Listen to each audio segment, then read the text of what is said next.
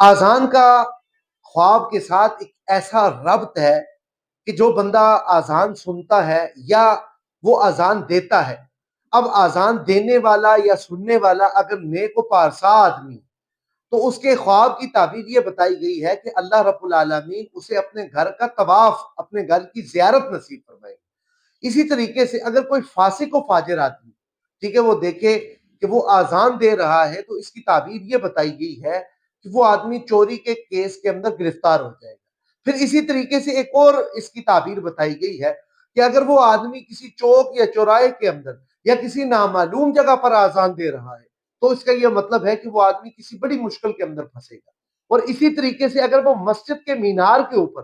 آذان دے رہا ہے اور لوگوں کو نماز کے لیے بلا رہا ہے، تو اس کا یہ مطلب ہے اور اس کے خواب کی تعبیر یہ ہے کہ اللہ رب العالمین اسے بزرگی عطا فرمائیں گے اور وہ نیک اور پارسا ہو جائے گا۔ اور اسی طریقے سے اگر وہ گھر سویا ہوا اپنے بستر پر آذان دیتا ہے اور اس نے خواب کے اندر یہ کیفیت دیکھی ہے، تو اس کا یہ مطلب ہے کہ وہ اپنی بیوی سے پیار کرنے والا ہوگا۔ لیکن اگر وہ گھر کے آنگن کے اندر آذان دیتا ہے، تو اس کا یہ مطلب ہے کہ یہ آذان دینا اس کے لیے ناپسندیدہ سمجھی